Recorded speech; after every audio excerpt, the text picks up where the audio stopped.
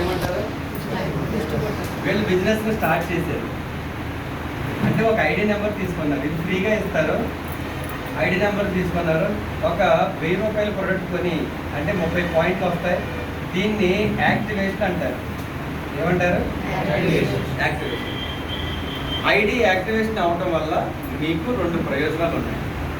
ఒకటి, వెస్టేజ్లో life time డిస్ట్రిబ్యూటర్గా మీరు ఉంటారు. 2, రీపర్చేజ్ ఆఫర్కి ఎలిజిబిలిటీ పొందుతారు.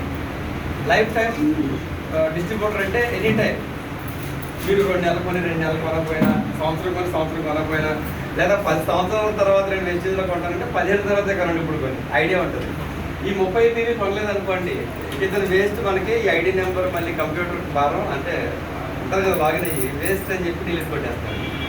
అంటే ఐడి నెంబర్ తీసిన 30 రోజుల్లో 30 PV కొనకపోతే ఐడి నెంబర్ ఉంటుందా?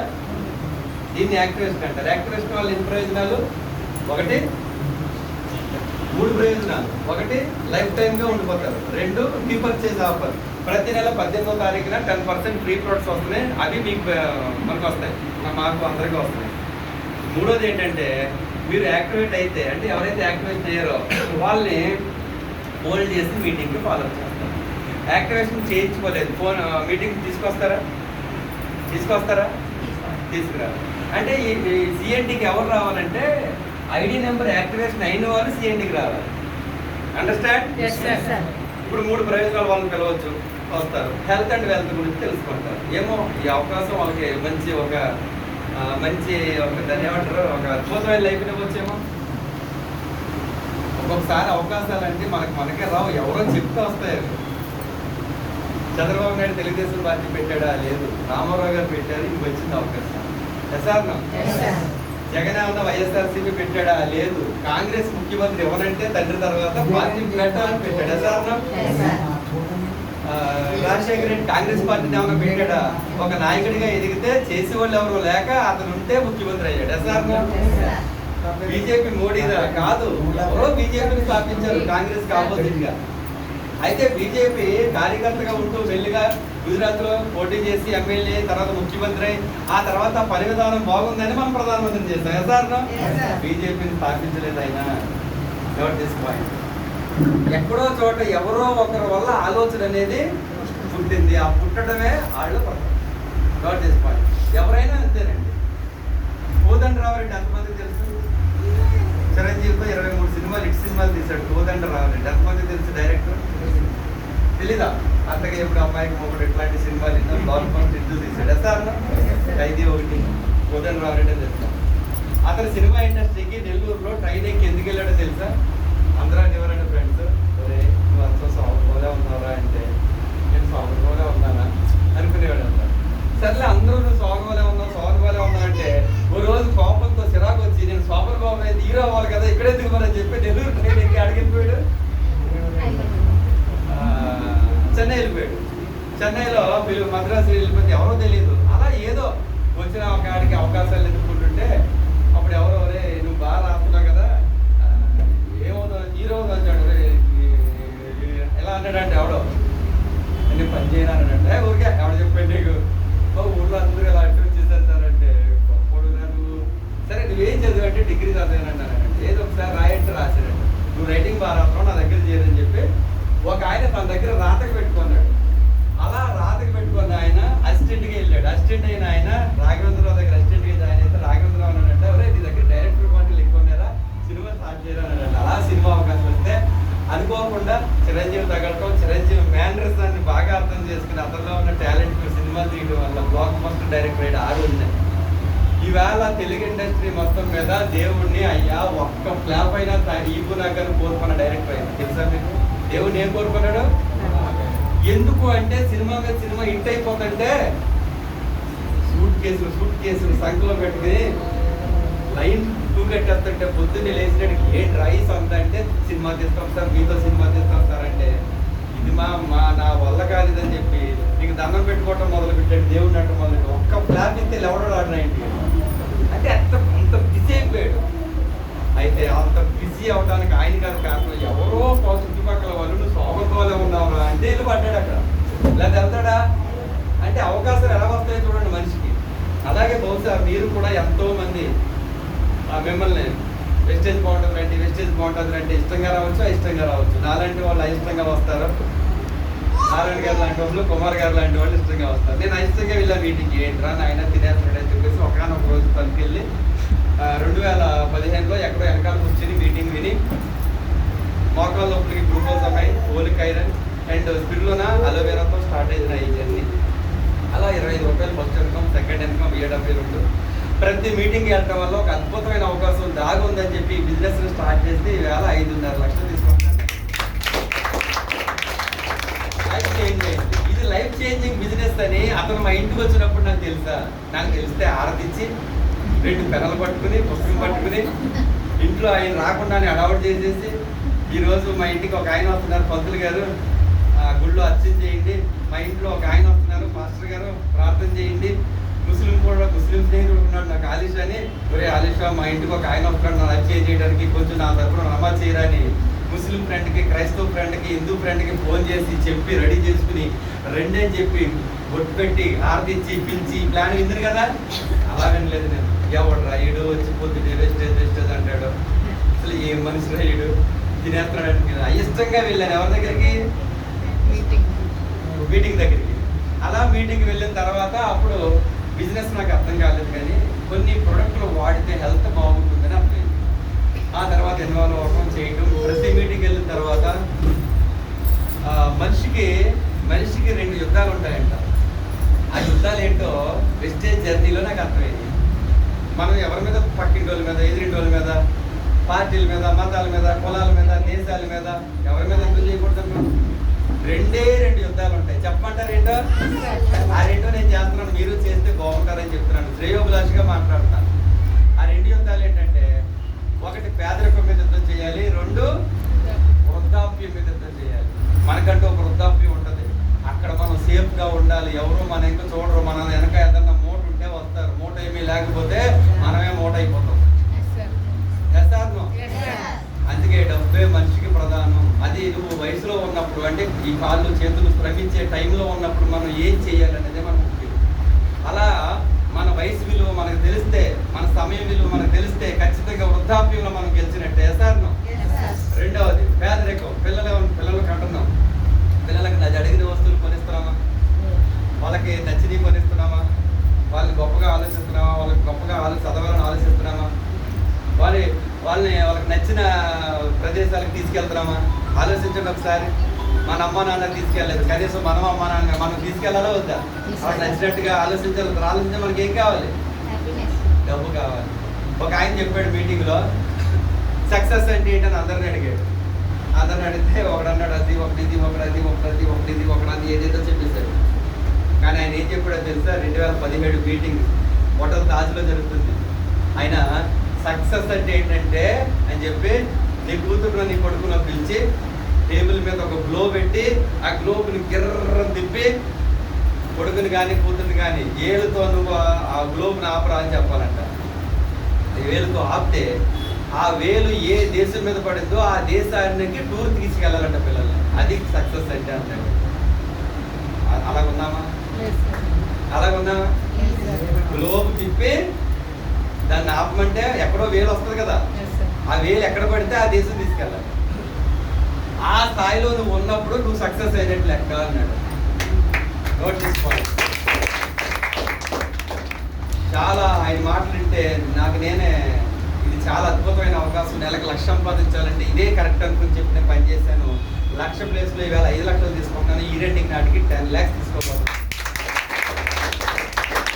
ఎవరైతే మాతో వస్తారో అంటే వెస్టేజ్ మేనేజ్మెంట్తో కావచ్చు, టీంలో మీ లీడర్గా ఉన్న మాతో కావచ్చు, వస్తే మా ధ్యేయం ఒకటే, ఈ రెండింగ్ నాటికి 2025 డిసెంబర్ నాటికి 1 lakh తీసుకునే చేయాలి, క్రౌన్ అని అయ్యేలా చేయాలి, ఒక కార్ తీసుకోవాలి, ఒక టూర్ వెళ్ళాలి. ఇది మా టార్గెట్. మాతో ఎవరుంటే వాళ్ళు ఈ పని చేయాల్సింది. ఎంతమంది రెడీగా ఉంటారు ఇక్కడ? అది రెడీ. కార్ తీసుకోవాలి. టూర్ ఎలా వెళ్తాం అంటే కంపెనీ ద్వారా ట్రావెల్ ఫండ్ ఉంది, మనది కాదు డబ్బు. ట్రావెల్ ఈ బిజినెస్ చేయడం వల్ల ట్రావెల్ ఫండ్ వస్తుంది, కార్ ఫండ్ వస్తుంది, హౌస్ ఫండ్ వస్తుంది, లీడర్షిప్ బోనస్ వస్తుంది, డైరెక్టర్ బోనస్ వస్తుంది, టీమ్ బిల్డింగ్ బోనస్ వస్తుంది, ఎలక్ట్రికల్ బోనస్ వస్తుంది. ఇక్కడ ట్రావెల్ కోడ్ ద్వారా టూర్ వెళ్తున్నాం, కార్ కోడ్ ద్వారా కార్ కొంటున్నాం, అలాగే టీమ్ ద్వారా క్రౌన్ అవుతున్నాం, 1 lakh తీసుకుంటున్నాం. ఇది డిసెంబర్ 2025కి ఎవరికైనా అవుతుంది. అయితే ఎలా చేయాలనేది నాకు తెలిసినప్పుడు నాలాగే మీరు ఆలోచిస్తే అవుద్దా లేదా? నాలా మీరు ఆలోచిస్తే అవుతుంది. Note this point. చదవటం అంటే స్కూల్కి వెళ్ళి చదవడం అనుకుంటారు అందరూ, కాలేజీకి వెళ్ళి చదవడం అనుకుంటారు. కాదు, కాలేజీకి వెళ్ళి అక్కడ చెప్పే బోధకుడు అంటే మాస్టర్ లేదా లెక్చరర్ ఎవరైతే ఉన్నారో వాళ్ళు ఫాలో అవడమే చదవటం. అంటే 2 రకాలు, మాస్టర్ని ఫాలో అవటం ఒకటి, కాలేజీకి వెళ్ళి రావటం ఒకటి. కాలేజీకి వెళ్ళి వస్తే సర్టిఫికేట్లు వస్తాయి, అయితే చదువు రాదు. వాళ్ళు ఫాలో అయితే నాలెడ్జ్ వస్తుంది. అసలు అసలు బోర్డు మీద ఏ లెక్క చెప్తున్నారు, అది ఎందుకు చెప్తున్నారు, అది ఏమై ఉంది, దాని తర్వాత నెక్స్ట్ ఏంటి, దాని తర్వాత నెక్స్ట్ ఏంటి, సేమ్ ఆయనకి లాగా మనం తయారవ్వాలి. ఎసార్నో దాన్ని చదవటం అంటారు. ఎసార్నో అలాగే ఇక్కడ కూడా ఈ బిజినెస్ ముందు మీకన్నా వచ్చి మేము ఏం చేసామో అది చేయాలి. ఇప్పుడు సినిమాలు అంటే మనకు బాగా ఇష్టం. సినిమా ఇండస్ట్రీ గురించి చెప్తే కనుక మా ఆయాంలో చిరంజీవి, బాలకృష్ణ, నాగార్జున, వెంకటేష్. మా నాన్నగారి టైంలో రామారావు, నాగేశ్వరరావు, కృష్ణరాజు. ఎసార్నా ఇప్పుడు మా నాన్నగారి టైంలో నాగేశ్వరరావు గారు, రామారావు గారు, కృష్ణరాజు గారు. నా ఆయాంలో చిరంజీవి, బాలకృష్ణ, నాగార్జున, వెంకటేష్ గారు. ఇప్పుడు వాళ్ళు ఏం చేశారో వీళ్ళు అదే చేశారు. ఆలోచించండి, వాళ్ళు ఫైట్లు చేశారు, డ్యాన్సులు వేశారు, మంచి నటించారు. అలాగే వీళ్ళు వెళ్ళారు, వాళ్ళకన్నా వీళ్ళు ఇంకా షైన్ అయి చేశారు. సార్ ఇప్పుడు వీళ్ళకన్నా ఇప్పుడు వచ్చే వాళ్ళు ఇంకా షైన్ అయి చేస్తారు. అంటే పాటలే మారలా, ఫైట్లు మారలా, నోట్ దిస్ పాయింట్. కానీ అందులో షైనింగ్ వచ్చింది. సార్ డ్యాన్స్లోను, నటనలోను, వాటిలోను, వీటిల్లోనూ మార్పు వచ్చిందా లేదా? అంటే వాళ్ళని చూసి వీళ్ళు కాపీ కొట్టారు. వీళ్ళు కూడా ఓహో సినిమా అంటే ఎలా ఉండాలి, అది అంటే సినిమా ఇండస్ట్రీ. ఇది direct selling industry. Direct selling industry కూడా అంతే. మమ్మల్ని కాపీ కొడితే కాపీ కొట్టాలంటే ఈ బిజినెస్లో 5% డిస్ట్రిబ్యూటర్ అంటారు, స్టార్టింగ్ చెప్పేసారు. నెక్స్ట్ 8% సీనియర్ డిస్ట్రిబ్యూటర్ అంటారు. ఏమంటారంటే ఎవరైతే ఇక్కడ 300 పీవీ చేశారో ఒకే నెలలో బై 1 monthలో వాళ్ళు ఏమంటారు? Fast start 8%. ఓకే, అంటే బేసిక్గా 600 చేయాలి, 1 month 600 చేయాలి. ఎంత చేయాలండి? 600 పీవీ చేయాలి. కానీ ఒక్క నెలలో అయితే 300. నెక్స్ట్ ఎవరైతే 2400 పీవీ చేశారో వాళ్ళు 12% అసిస్టెంట్ బ్రాంచ్ డైరెక్టర్ అంటారు. ఎవరైతే 5500 పీవీ చేశారో వాళ్ళు 16% బ్రాంచ్ డైరెక్టర్ అంటారు. ఇప్పుడు ఇక్కడ 8% ఎంతమంది ఉన్నారు ఒకసారి చేయి.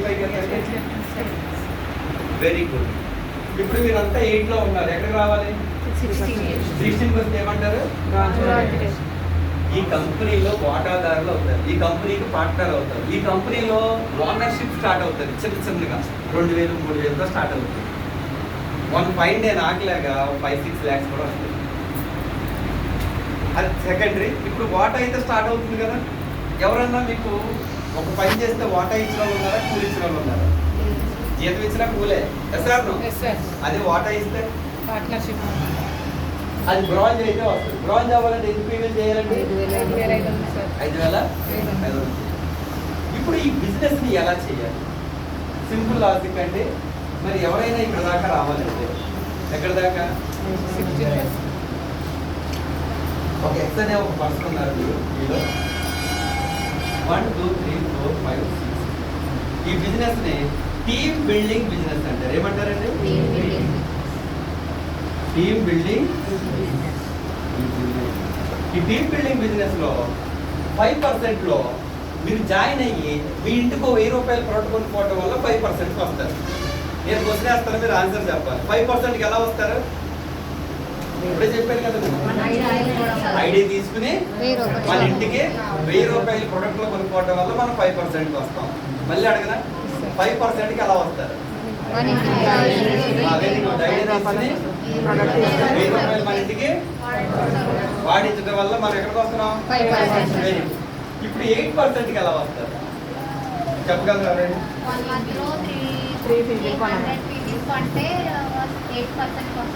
ఓకే, ఇంకా వెరీ గుడ్. ఇంకా మనం ప్రోడక్ట్ కొనండి, కొన్నదాన్ని నలుగురికి షేర్ చేసి వాళ్ళ ద్వారా ఇవి వస్తే ఈజీగా 8% అవ్వచ్చు. Okay, very good. ఇంకా ఎనీవన్? ఆల్మోస్ట్ వాళ్ళిద్దరు చెప్పింది రైటే. ఇక్కడ చూడండి, ఈ బిజినెస్ లో మూడు పనులు ఉన్నాయి. ఈ బిజినెస్ ఎన్ని పనులు ఉన్నాయి? Number 1 consume, number 2 retail, number 3 recruit. Retail అంటే హోమ్ మీటింగ్, రిక్రూట్ అంటే 1-to-1. ఇప్పుడు మీరు ఇక్కడ కూర్చున్నారంటే ఒక పని పూర్తయిపోయింది. మీరు అందరూ ఐడి నెంబర్ తీసుకుని బిజినెస్ స్టార్ట్ చేశారు, 1000 రూపాయలు ప్రొడక్ట్ కొనుక్కున్నారు, 30 పాయింట్లు యాడ్ అయినాయి. మీరు ఎందులో ఉన్నారంటే కన్స్యూమ్లోకి వచ్చేస్తారు. ఎసార్నో? ఇప్పుడు సెకండ్ ఎందులోకి రావాలి? రిటైల్ అంటే మనం ఈ బిజినెస్ నేమ్ ఏ పేరు పెట్టాం? Team building. టీమ్ బిల్డింగ్ అంటే మనం 1, 2, 3, 4, 5, 6 మెంబర్స్తో ఈ బిజినెస్ ఏం చేయాలి? స్టార్ట్ చేయాలి. అంటే మన ఇంటి దగ్గర ఒక 20 మంది తోటి హోమ్ మీటింగ్ పెట్టాలి. ఏం పెట్టాలి? ఎంతమందితో పెట్టాలి? 20 మందిని కూర్చోబెట్టి హోమ్ మీటింగ్ పెడితే ఏం జరుగుద్ది? రిటైల్ జరుగుతుంది. ఏం జరుగుద్ది? ఈ బిజినెస్ లో కీలకం ఏంటంటే రిటైల్. ఈ రిటైల్ చేయాలంటే హోమ్ మీటింగ్ పెట్టాలంటే మనం దాదాపుగా ఒక్క 10,000 రూపాయలు ప్రొడక్ట్ కొని, అంటే 300 PU వస్తుంది. 10,000 రూపాయలు ప్రొడక్ట్ కొని 1,000-2,000 మనం వాడుకుంటూ మిగతా 6,000 రూపాయలని ఒక టేబుల్ పెట్టి, టేబుల్ మీద ప్రొడక్ట్ పెట్టి చుట్టుపక్కల ఉన్న వాళ్ళందరినీ పిలిచి వాళ్ళకి మీరు ఏం చేయాలి? చెప్పాలి.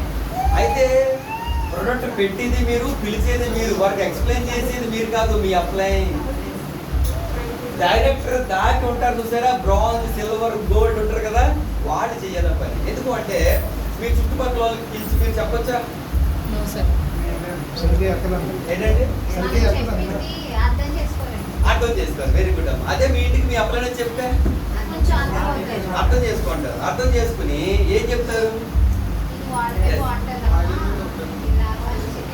అర్థమైందే బిజినెస్ ఏంటో?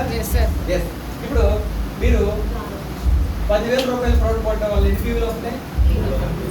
10,000లో 1-2,000 మీ ఇంటికి కొనుక్కున్నారు, మిగతా 6-7,000 ఎవరు కొన్నారు? మరి వాళ్ళకి కనబడితేనే కదా వాళ్ళకి వెళ్తారు. దీన్ని రిటైల్ అంటారు. దీనివల్ల మీకు రిటైల్ ప్రాఫిట్ వస్తుంది, ఎంఆర్పీకి ఇస్తారు కదా, రిటైల్ ప్రాఫిట్ వస్తుంది, రీపర్చేజ్ ఆఫర్ వస్తుంది, కన్సిస్టెన్సీ ఆఫర్ వస్తుంది, రిక్యులేటివ్ బోనస్ వస్తుంది, మీకు ప్రాఫిట్ కూడా ఉంటుంది. ఈ విధంగా మన ఇంటికాడ మీటింగ్ పెట్టే విధానాన్ని హోమ్ మీటింగ్ అంటారు. హోమ్ మీటింగ్లో ఏం జరుగుతుంది? రిటైల్ జరుగుతుంది. ఈ హోమ్ మీటింగ్ ఎవరైతే చేస్తారో వాళ్ళే ఇక్కడ నుండి ఇక్కడికి వస్తారు. వాళ్ళే ఇక్కడ నుండి ఇక్కడికి వస్తారు. హోమ్ మీటింగ్ చేయలేదు అనుకోండి, ఎక్కడ ఉండిపోతారు? ఇక్కడే ఉండిపోతారు.